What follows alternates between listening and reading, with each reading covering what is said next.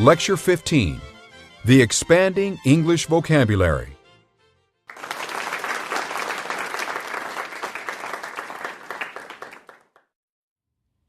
In the middle of the 17th century, a dictionary of the English language was published with the title, A New World of Words.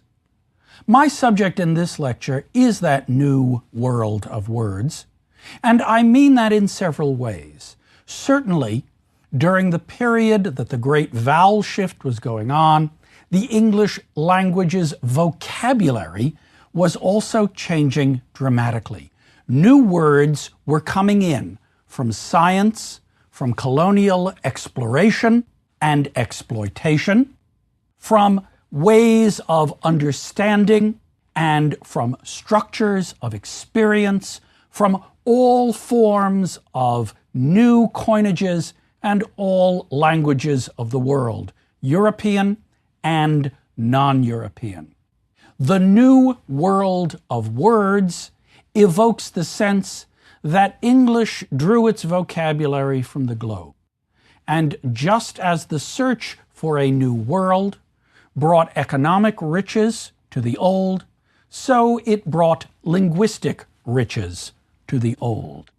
In this lecture, I want to look at the rise of the English vocabulary, not just the raw increase in words, but the way in which English became what it is today, a language omnivorous, voracious in its verbiage. When we think of the expanding English vocabulary, we need to think of it in several levels or several strata.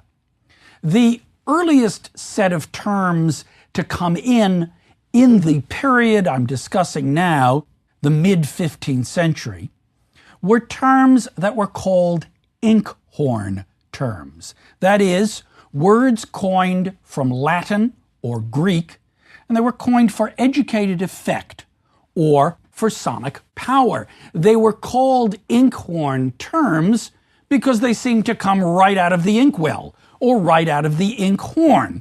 In other words, they were a mark not of speech, but of reading and writing.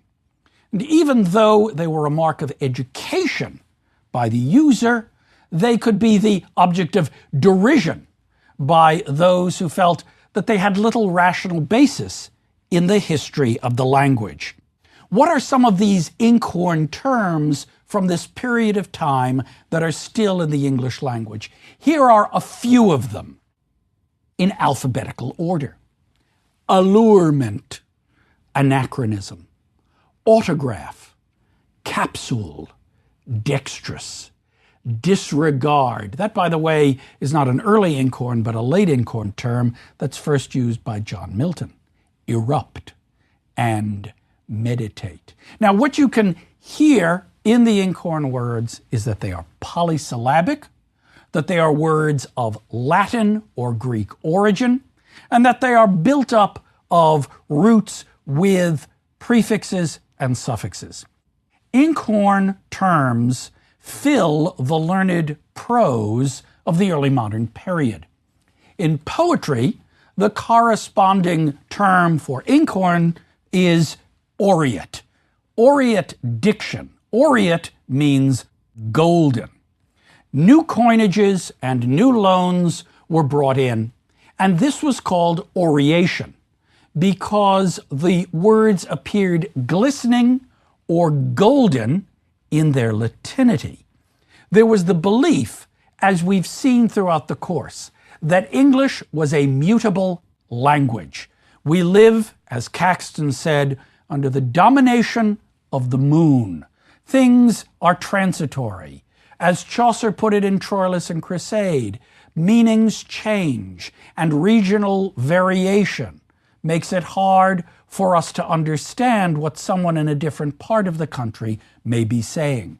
In John of Trevise's words, the birth tongue of English has been apeired, that is, watered down, diluted, corrupted in the way that one would alloy base metal with gold.